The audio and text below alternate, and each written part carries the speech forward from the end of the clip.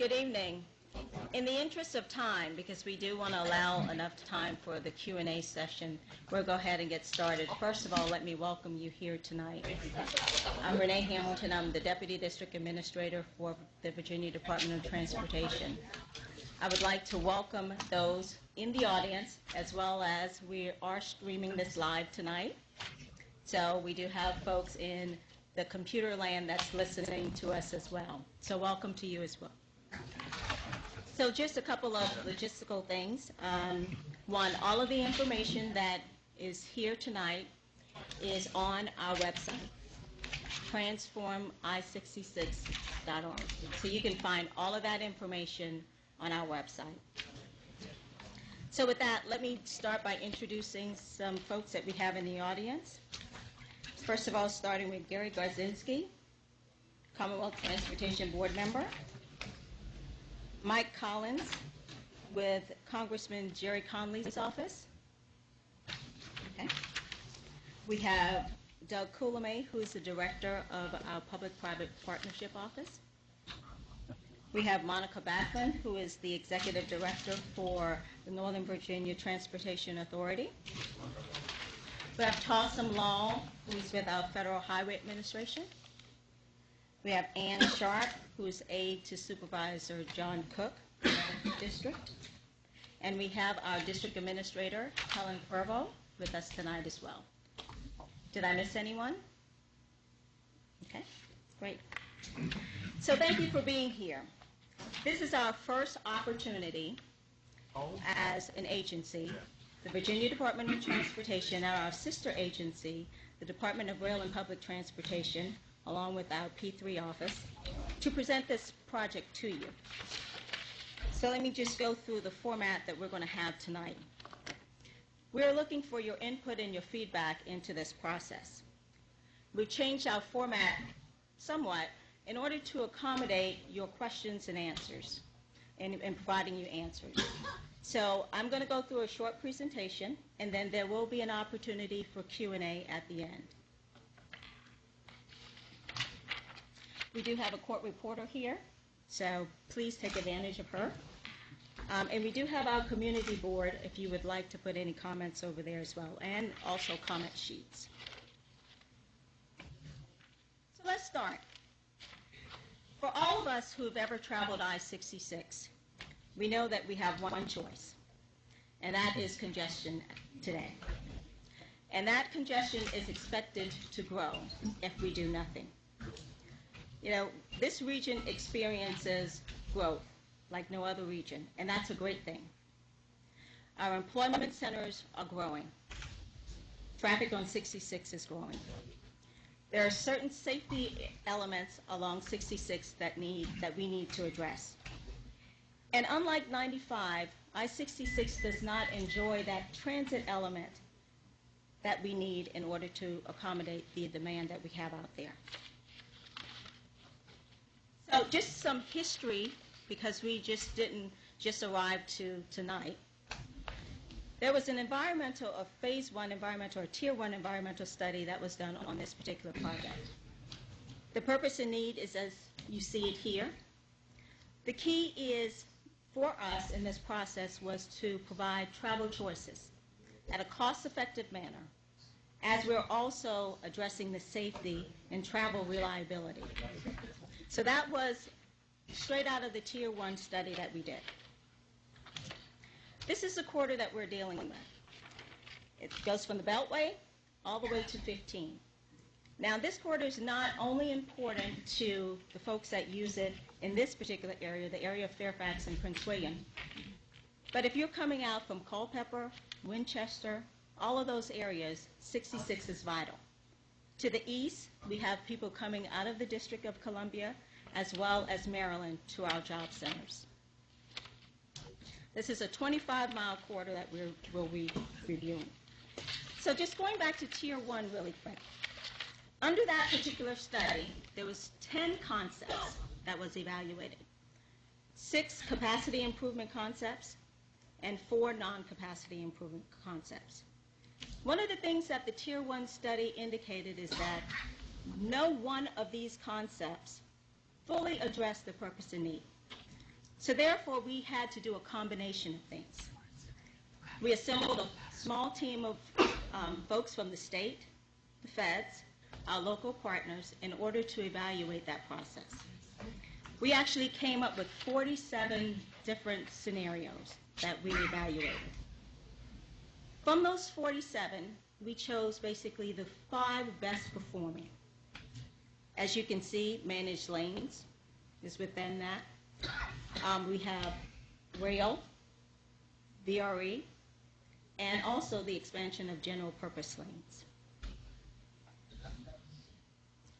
In 2013, May and in June, our Commonwealth Transportation Board advanced all 10 concepts. And then in November of that same year, our federal partners issued a record of decision. Now, the record of decision had a lot of different components, but these are probably the top ones that we focused on. 2 key elements. 1, any solution that we advance could not preclude any of the other concepts from happening. That will be important as we review our process, our project as well. And also to consider tolling as an option. So here are the assumptions that we used. The traffic is already congested. We wanted to make sure that we maintain 3 regular lanes during rush hour. Also, as a part of this study, we had to consider rapid bus service. There was a study that was performed by DRPT, our sister agency, back in 2009 that came up with some recommendations, so we used those recommendations as well. One of the other components was that the safety and operational type improvements could advance by themselves or as a part of the overall project. So not to preclude. One of the questions that we get asked is, why not Metro? And we're not saying not Metro. We're saying not today. So one of the things that we're looking to do in this particular project is not precluding Metro from happening in the future. So one of our options does address that.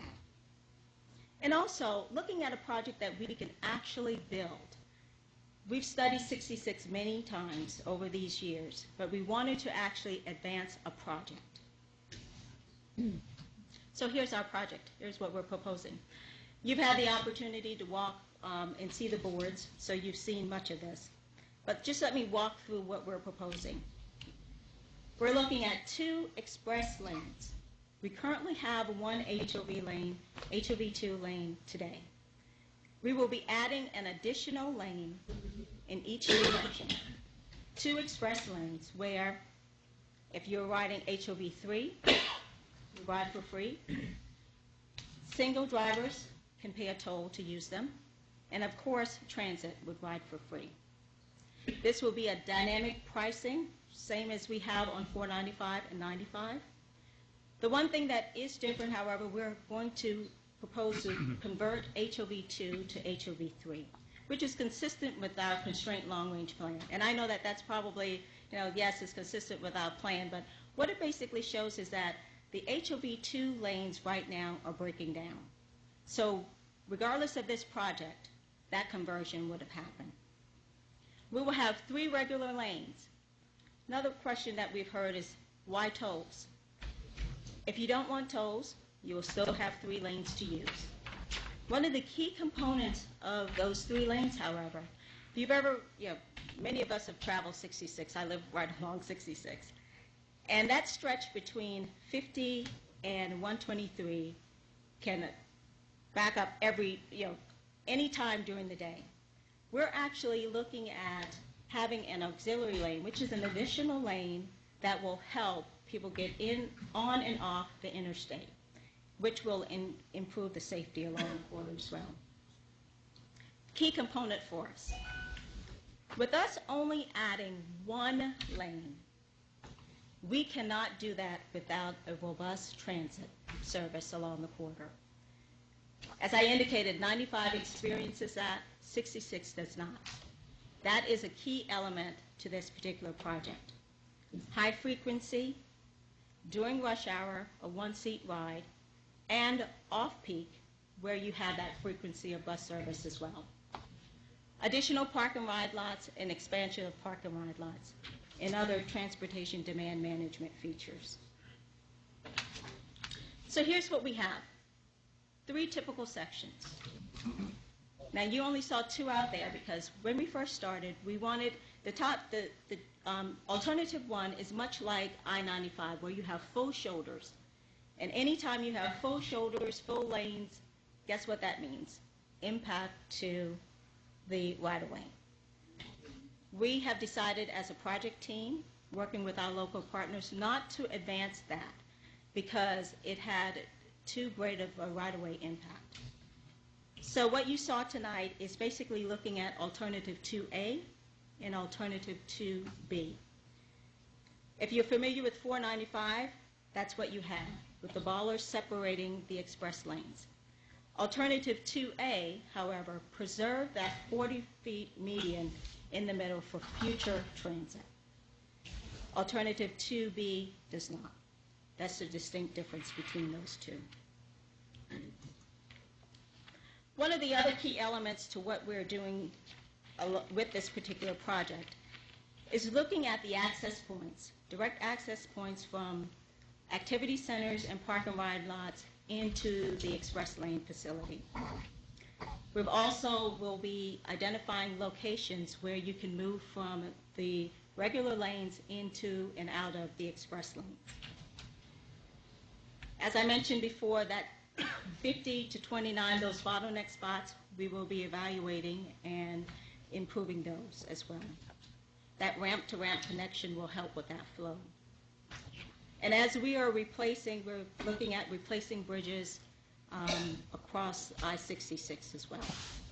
One of the other key components of this is that as we're doing that to our bridges, where we don't have pedestrian and bike facility today, we're going to be looking at how we can accommodate those. We're also working with Fairfax County and our local partners to evaluate their pedestrian and bike facility plan to basically see how we can help each other throughout this project. So here's what we have. There's many access points along here, but this provides access points if you start in Haymarket and move toward the Beltway. These are the access points that we will be evaluating. They're listed in 2 options. Now, the one thing I want you to take away from this is that it's not either option 1 or option 2, or alternative 1 or alternative 2. We're actually looking at all of these where we can mix and match. But we need your help in making that determination. And as we go through our traffic evaluation, that will help us as well. So what are we doing tonight? We have our typical section, our main line alternative. We have our different alternatives from the access points along the corridor. And then we also have interchanges. One of the things that you notice out there is that not every interchange on every board is the same. So therefore, we can mix and match based on feedback that we get from you as well. All of that will be considered as we advance or determine what the preferred alternative will be. Now that cannot happen without your input as well. So it won't be as if you're choosing alternative 2A or 2B. We're going to be pulling the best elements from both of those alternatives to come up with a preferred alternative. So where are we? Back in July in this very room, our Secretary of Transportation kicked off this meeting. This has been a top priority for this administration. So the team has been working very diligently on this project. From an environmental standpoint, which is a requirement for us, and that's why we're here tonight, we've evaluated the purpose and need, looked at all of the alternatives, as well as the impacts to the environment. And we've collected data related to impacts on waterways, parks, historic sites, endangered species, as well as other resources, such as schools. So our next step is to take this evaluation and to basically assess the impacts not only from a design standpoint and right-of-way impact standpoint, but from noise impacts, air, and also trying to look at all of the other impacts that we need to consider along the corridor. Now, we will have a draft environmental document out in May, the first part of May. We will then follow that up with a required public hearing at the end of May.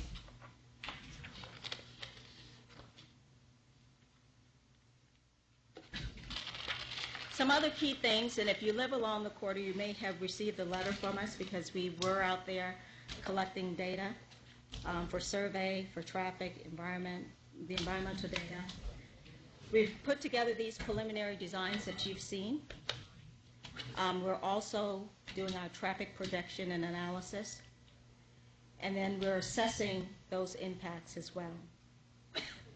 Tonight is our first opportunity to introduce this project to the public. Well, last night was, actually. And we do have 2 meetings planned for next week as well. And that will help us to reach our decision on a preferred alternative. Sorry about that. I didn't advance the slide.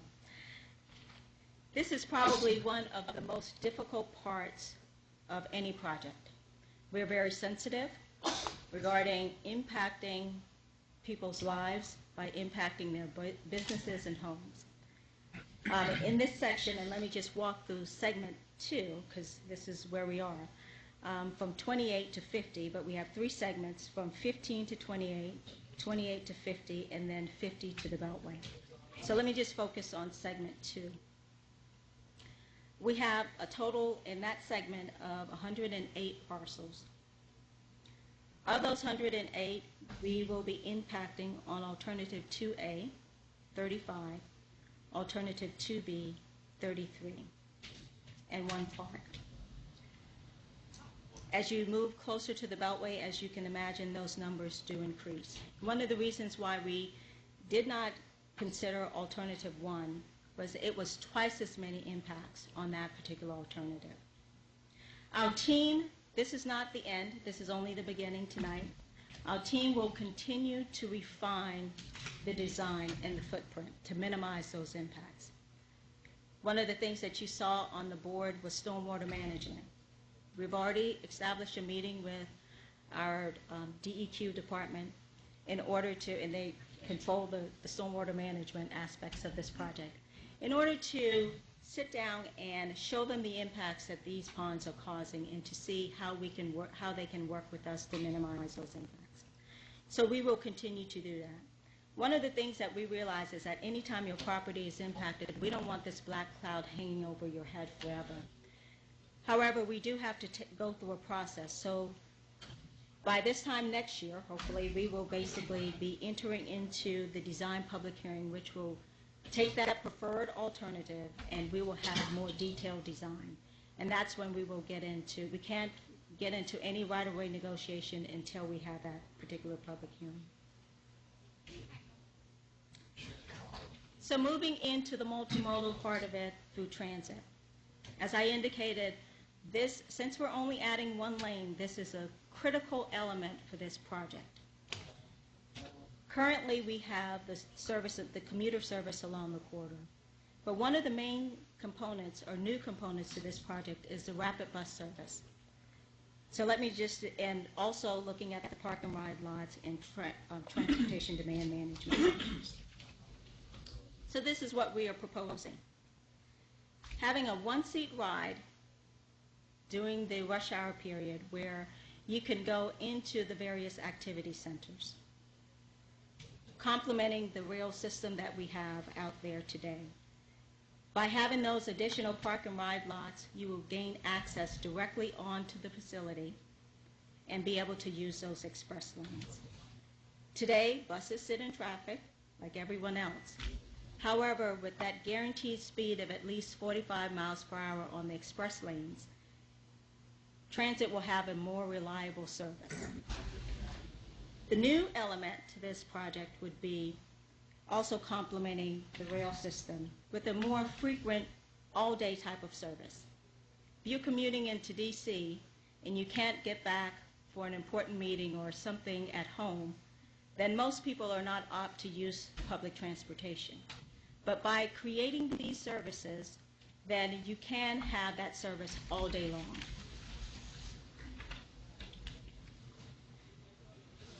So these are the park and ride lots. Some are existing, and some are newly proposed. We have ones out in Prince William County, 3 that we are proposing, new locations. And then the others, we're looking at expansion of those lots. Now, we're not considering metro expansion as a part of this.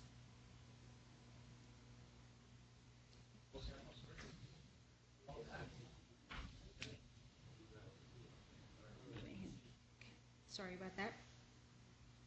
Okay. Transportation demand management strategies. For the professionals in the room, you know what this is. For the lay person like me, and they've taught me all of these terms as well, it's basically trying to create a culture along 66 where we are encouraging carpooling, the use of transit, through a marketing type of strategy. Now, you probably have heard the term slugging through the 95 corridor. That is an informal carpooling that exists in that culture. 66 does not have that. So by putting things in place like this transit service as well as direct access, park and ride lots, we hope that people will form those informal carpooling, especially since we're going to be moving from HOV2 to HOV3. Many of you have seen the gantries that are going up on 66, and that is our active traffic management system. That system will help us during the construction, and will be an overall feature on I-66 in the future as well. We have assembled a team of operational professionals in order to develop those strategies that help us with that. Now, our P3 office, Mr. Coulombe is here representing us tonight. Similar to 495 and 95, we are looking to advance I-66 as a public-private partnership. VDOT and DRPT, in concert with our P3 office, and using their new guidelines, will be working on that process. One of the messages that the Secretary of Transportation gave us at the very offset is that we're going to be looking at a project, not for the private sector, but a project that is in the best interest of the public. And that's what we're looking for. The overall cost is $2 to $3 billion. It's a broad range. As I indicated before, our project team is still working on refining those numbers as we refine the project as well. Back in November of 2013, there was a request for interest from the private sector, where 19 firms actually responded saying that this potentially was a good idea to pursue for I-66. One of the other key components in the P3 process is to make sure in the evaluation, we're evaluating the benefit and the risk, and whether those benefits and risks would allow us to advance this project under a P3 procurement process. So today, we're pursuing that.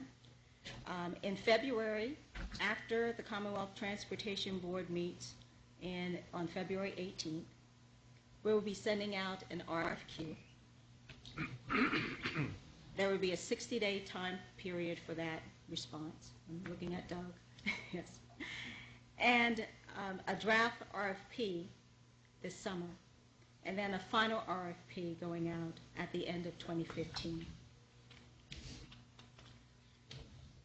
This is one of the most important slides, because there's no project that we can do in a vacuum, and we don't want to. Because with all the bright minds as engineers and other transportation professionals, we don't live this quarter like a lot of you do. So therefore, don't think your comment today is not going to be taken seriously. We want your input. We value your input in making the right choices for this quarter and for you as well. We've had a lot of meetings with environmental groups and organized groups This is our first opportunity to introduce this to the public. We met with the elected officials as well. What we plan on doing is after this meeting is pursuing you.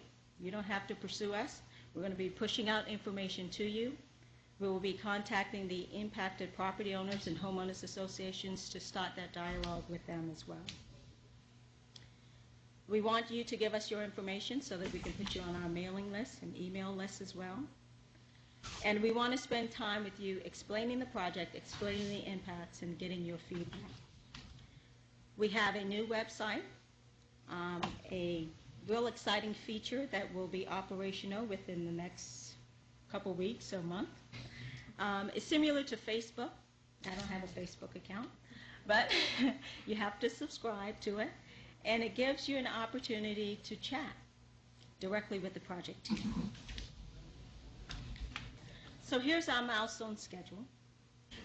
We have our public information meetings that will be concluded next week. We will continue that, and I can't stress that enough. This is not the beginning. I mean, this is not the end. This is the beginning of the process for reaching out to you. The environmental public hearing will be in May. The final environmental document should be completed by the end of 2015. I mentioned the design public hearing to be determined, but early 2016. Finalizing the contract and the funding by December 2016, and construction by 2017. Opening day on 2021 or before. So I think that very aggressive schedule. However, it's doable, but we can't do it in a vacuum. We have to do it through this transparent process with your engagement and your involvement. Visit us on this website to stay involved and stay engaged. So with that, I'm going to ask the team to come up. Susan Shaw, who is the mega project manager for us. Ho Chang, the project manager for this project as well. Mr. Kulame with our P3 office, and Amy Inman with the Department of Public and Rail and Transportation. Now this is going to be very interesting because we have to get cozy, because the only way that the folks on the computers can see us is if we stay within this box. So don't think that we like each other that much, but we just have to stay within that box. Now you did have the opportunity to write down some questions, and we will be taking questions from the floor as well. So with that, I'm going to turn it over to the project team. Okay, can you hear okay? Okay. We do have one question I'm going to read. What? Oh, I stepped out of the box. Okay. This is the only time that we're allowed to stay in the box. Okay, so I'm going to read one question that we had up on our community board, and the kind of questions that we're looking for our kind of this public discussion here are questions not just specifically about your own property, because that's a question that's really better to ask and get answered out by one of the boards. But if you have a question that you think, you know, my neighbor might want to hear this question and this answer, that's the kind of question that we'd like to have asked for this part of the meeting. And so we are going to do this for about 30 minutes if you have that many questions. And then after that, we'll break, and you'll be able to have some more time to ask questions individually. Of course, you can always ask them in writing, and online you'll be able to email them as well. So there'll be a number of options. So the first question, and I'm just asking, so these guys, I'm going to make them answer. We have up here Ho Chang, who's with our consultant team, our 66 team. We also have Amy Inman. She's with the Department of Rail and Public Transit, so she's been working with us on figuring out bus options and all of those transit questions that we have on the project. So this question comes, it's what lessons have been learned from the I-95 Hot Lanes or Express project and its impact on traffic now that it has been completed? And I would say, I'm going to answer this one, I guess, since I'm on 95 Express and worked on that project, but we're very early in the operational phase, so I don't think we've learned a whole lot just yet. We did have a very smooth opening, and some of that was from lessons learned on 495. We also recognized every time, we look at these different corridors, and they all have such unique features. The Beltway, when it opened, had a very unique feature because we had never had those lanes on the Beltway, so there was a whole driver education around that. In the 95 Express lanes, there was a issue of we had an existing system, so we had to figure out how to convert it. So the other interesting feature on 95 is it is reversible. And we do have that question sometimes on 66, why not reversible? This corridor, really, we see traffic. It's not strongly in the AM direction. It's about a 60-40 split, depends on where you are in the corridor. So we really see that need for it to be bi-directional. The other issue that you have is where you're trying to preserve for a future system in the middle. It's very hard to make it reversible and be able to access from either side. So we're really focused on providing it in two directions. That will make it much more flexible for everyone, providing bus service, transit, HOV, and driving. The other thing I would just mention is that we've learned a lot in terms of what do we do when we're under construction. 4 years, I know it's a long time, and I live in the area. I know it seems like we're never not constructing something. So we've learned a lot about how to try to keep the public informed, how to minimize impacts to the greatest extent that we can. And that we look to minimize impacts both to the traveling public and to the people who live in and around these roadways. So we understand it is impactful, and we just try to do the best to communicate with everyone and make sure that they're aware of what our plans are and to minimize those impacts where we can. So now, I have an important yes. announcement, at least to Yes. one person in this crowd. There's a white Hyundai Elantra with the alarm going off and the trunk open in the parking lot. So there's a white Hyundai Elantra. You can just walk away very quietly. So we do have a mic. We do have one question. Oh, yes. Okay. So this happened on the P3 board, and it says, what is the duration, likely duration of a P3 agreement on this project? And would the duration, by chance, preclude the future Metro Rail extension? So let me just say the Public-Private Partnership Office doesn't actually make a decision about the priority of a project, but what we do is evaluate whether or not a public-private partnership is a better way to deliver a project more quickly and perhaps more efficiently. So that's what we've done in this case. The duration of the agreement remains to be seen, but our analysis suggests that a term of 40 to 50 years, which would include the construction period, seems to fit this project. The reason you look at something of that duration is basically a major investment from the private sector needs to have time to recoup that investment. If you do it a much shorter period, you might get a hedge fund that's interested in a 20% return on investment for 10 years, but you won't get the kind of long-term investment that you really want. And we want our private partners to share our long-term interests in the project. It would not necessarily preclude Metro Rail. In fact, our whole process, as you heard, under the environmental document is to not preclude any future option.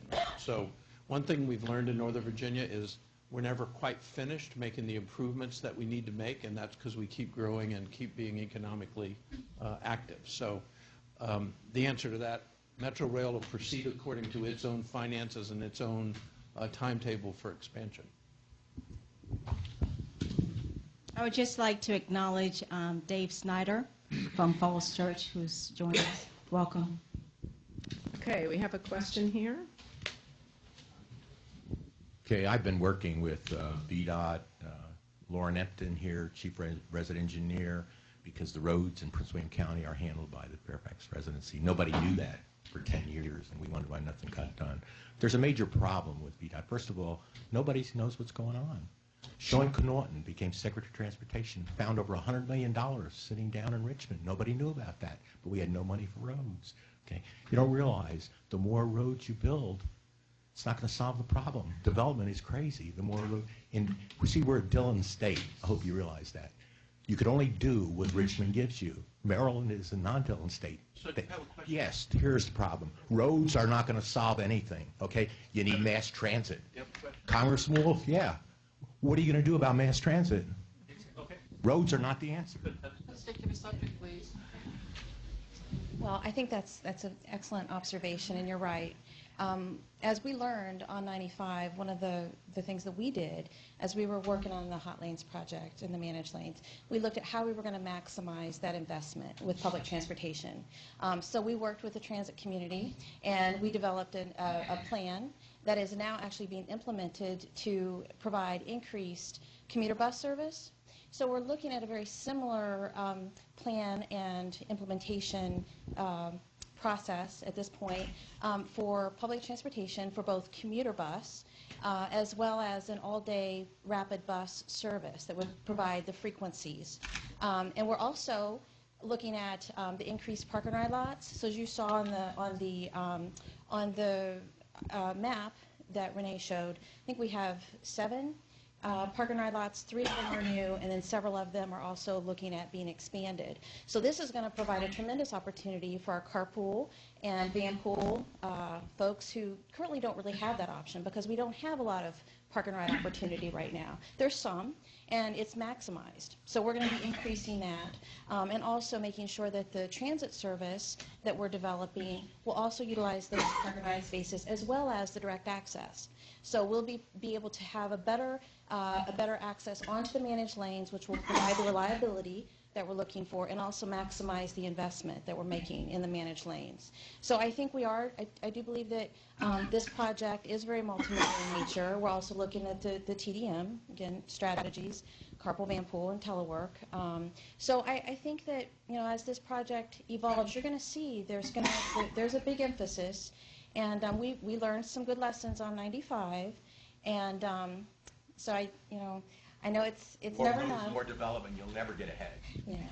So. And I think that's true. The Tier 1 study did show that we had needed 9 additional lanes in each direction to meet the demand. So we are not going to build ourselves out of congestion. And I think that's where, Renee talked about it is important to have this transit element in there because we need what lanes we do have to carry as many people as possible.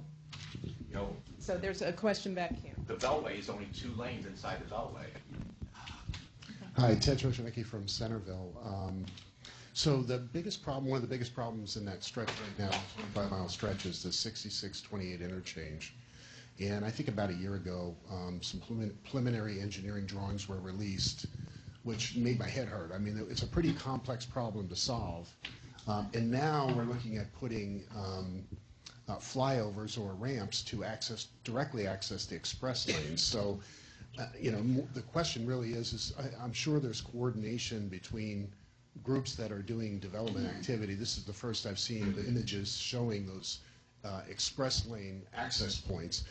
Are we really looking at a mixing bowl scenario at 66 and 28? That's 3-tier ramps flying all over the place. And then just part of the question too is the timing associated with the 28-66 interchange project. Is that going to lag or happen before this project happens? Sure. So I think we all know 28 is a very challenging interchange currently. It's also a safety hazard with people parked pretty much queuing on the interstate. So what VDOT has done is looked at the 28 interchange as a separate project earlier before the express lane project came along. So there is a very close coordination between the 2 teams. As a matter of fact, we work together constantly, and what VDOT is going to do, the first phase where there's the E.C. Lawrence Park entrance, Poplar Road crossing, as well as Braddock and Walney, that'll be separated out so that our project, Express Lane project, is not holding anything back. VDOT's pushing ahead with the design plans and construction separately ahead of the Express Lanes project. The interchange, however, is going to be part of the Express Lanes project, so we can coordinate it even better, and we can build it all together, and it'll provide the access to express lanes that we need.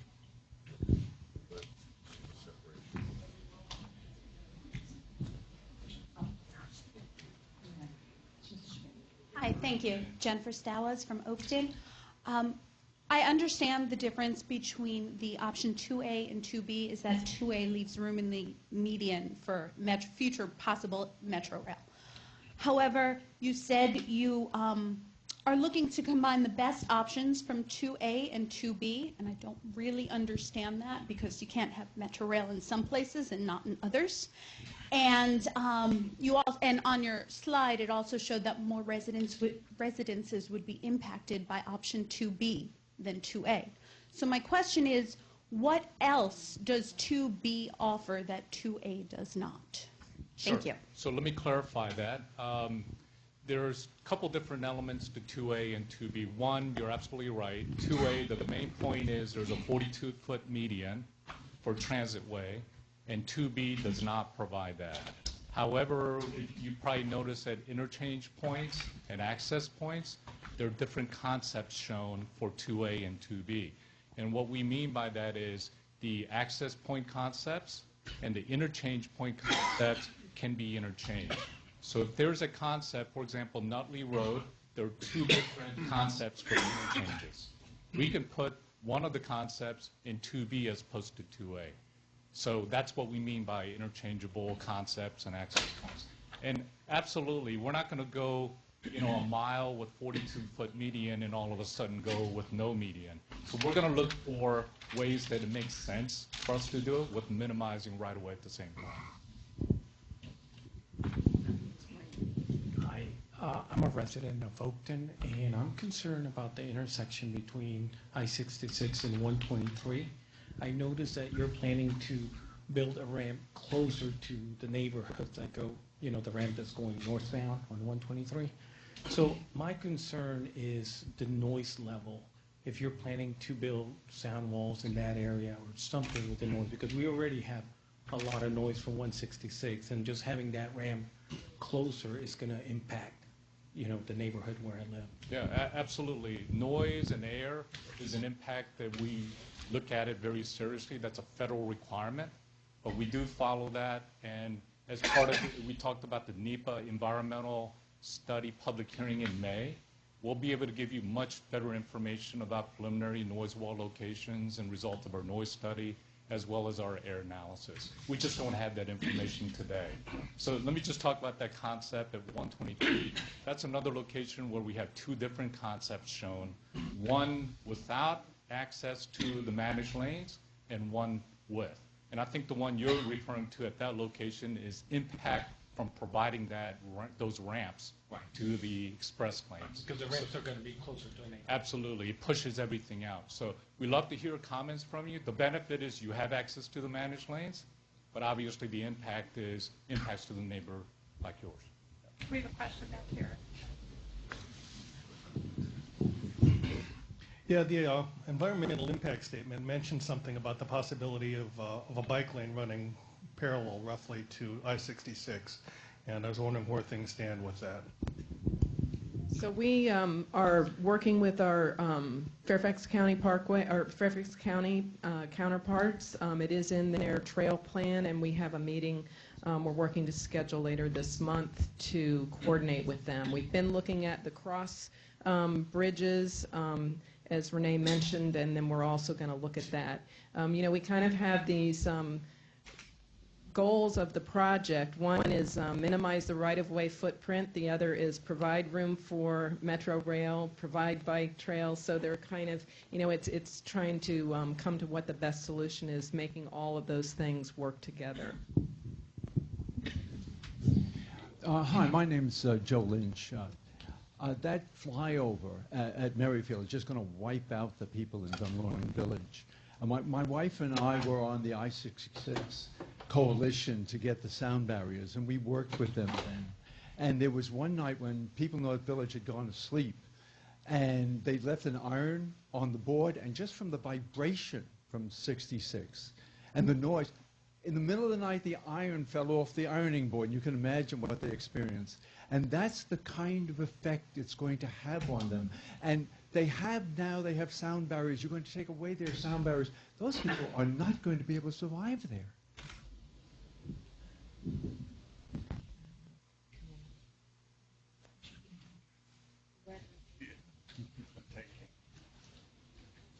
You have questions? Yeah, one. Here you go. Oh. Has there been a decision whether or not it's going to be concrete or asphalt? And the reason I'm asking is the concrete seems to last an awful lot longer rather than resurfacing over and over again with asphalt. It may be cheaper, but maybe long term it might be not, might be different. There are pros and cons with both systems. So the concrete lasts longer, but it's much more difficult to repair, and it's very difficult to replace. Asphalt is much more, easier to work with. So we're working with our materials, folks. It is very complicated. They're doing an analysis by segment. We have different types of pavement in different areas of the corridor, and so it probably won't be one answer everywhere.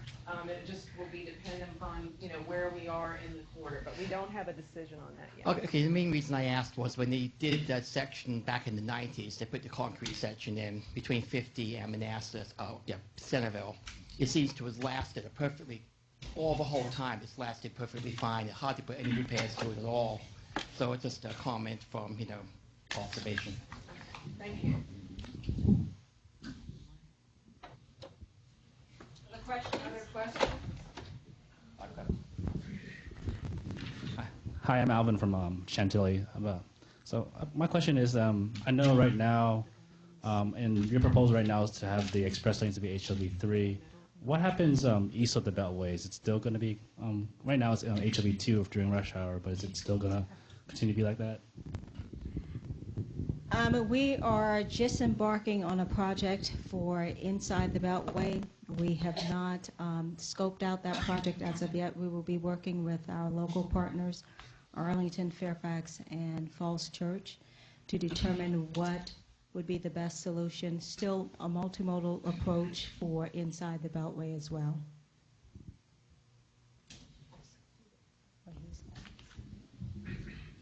Yeah, have there been thoughts given to a walkway from Fairfax Corner Mall area to the Fair Lakes Mall? Yeah, crossover over 66. You mean a separate one besides one at Monument? Because there's one side, there's a walkway separated, right? We're not looking at that as part of our study, but one thing that we've discussed with Fairfax County, because that's a potential future metro station, so there's an opportunity to really look at the whole land use and connection points and so forth as part of the metro station concept.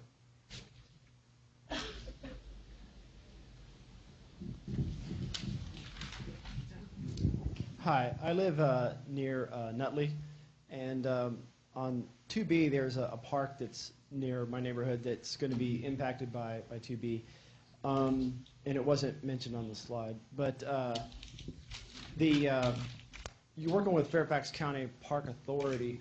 Are they going to come up with plans for all the parks that are going to be impacted on what they're going to do to deal with the impact prior to moving forward in the perhaps the procurement phase or the final phase of releasing an RFP, et cetera? Oh yeah, absolutely. I mean, parkland is one of the areas that we definitely want to try to avoid. And if you're talking about Vienna, there's South Side and Jonas Park. If you're talking about one of those two, we're not hitting either of those parks at all. No, it's Briarwood Park. Oh, Briarwood. Yeah, that is being impacted. It's in your report, but it wasn't depicted accurately on the board. Okay, I hope you were able to put a sticky so we can fix that. Excellent, thank you. Hi, my name is Fionnuala Quinn. There's been several mentions of a couple of constituencies, namely the traveling public, whatever mode they use, traveling on 66, and the adjacent property owners and the impacts on them. But there's a third constituency which hasn't really been brought out, which is the people who live in the surrounding communities and the travel network that they use. And that travel network was severely disrupted in the first place by the original design of 66 in its current configuration. So you've been asked questions about other projects, past projects you've done. What lessons have been learned from the legacy of the original I-66 design and its impact on local travel? Many trips now are extremely lengthy, like 1 mile trips take 5 or 6 miles to get around. And also, is this project required to follow the 2004 VDOT bike and pedestrian policy and its accompanying exceptions? I guess I was around back then. First of all, that's a great question. That's a question that we get often in terms of local impact and neighborhood impact as part of our project. So as part of our traffic analysis and our model, we do look at surrounding network to see what the impact is and what kind of mitigation measures that we need to take. One thing that we kind of, I don't want to go off on a tangent, but the better the mainline interstate travel is, more we're able to take traffic off the local and collector roads. So that's one of the things that we want to look at, is trying to take cars off of the local and the collector and the neighborhood roads and onto the roads where it needs to be, which is interstate and the major arterials. As far as the bike and trail, we are absolutely following the latest bike and trail plan, both with the county's comp plan as well as the VDOT, and we're working on that right now.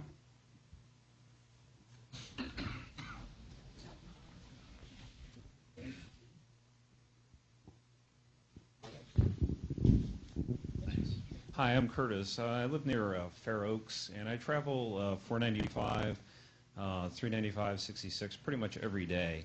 And I've seen the impact right now of the I-95 HOT lanes because basically I try and travel outside of normal rush hour. And what I used to be able to do after 7 p.m.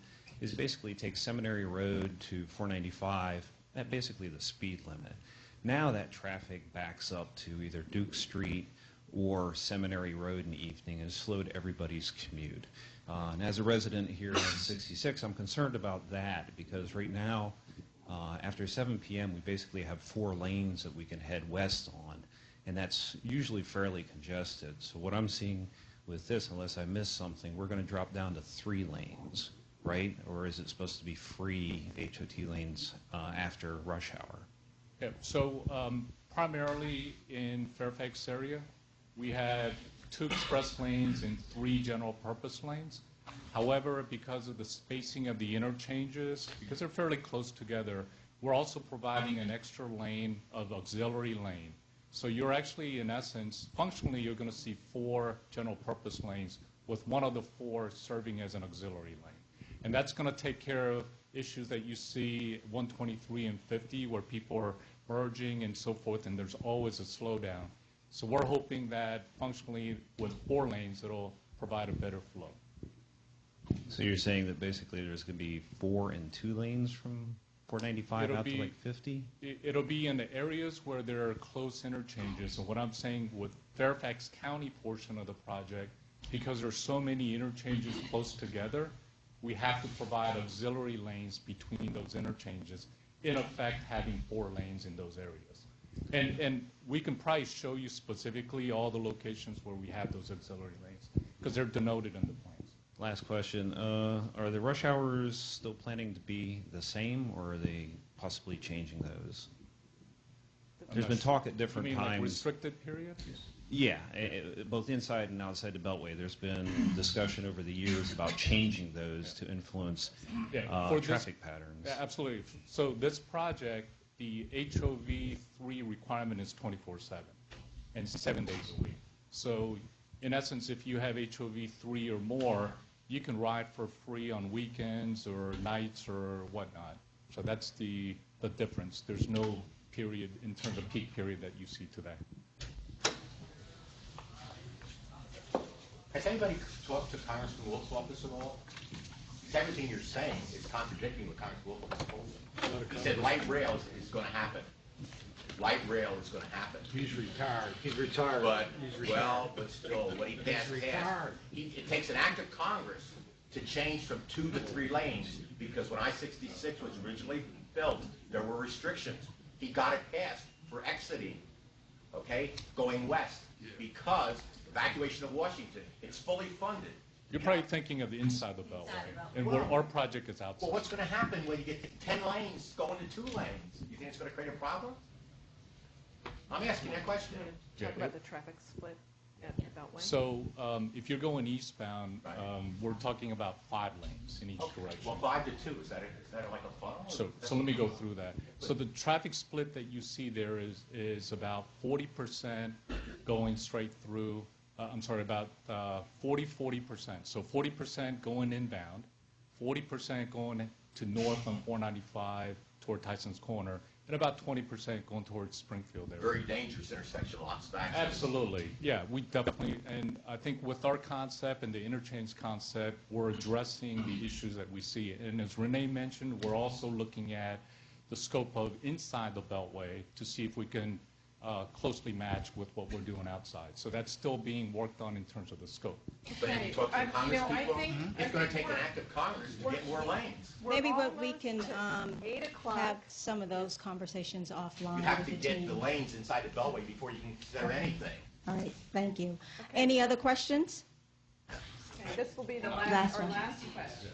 I had a kind of follow-up question to the question about the HOV usage, and you said 24/7 on the weekends as well. So right now you're aware that 66 gets congested on the weekends when there is no traffic, and there's that X lane that you're just like, why don't they open that thing? It's ridiculous.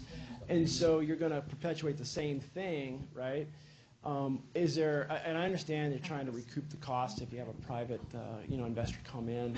But there's constant congestion on the weekends for the locals who are here, and it's very difficult to justify that. I just don't. I think everybody's frustrated. Why are you backed up in traffic on a Saturday? It's ridiculous. So the question is there a thought too about this 24/7 thing? Whether or not you're just going to open up, make them unrestricted, or at least one of the lanes unrestricted, perhaps on the weekends.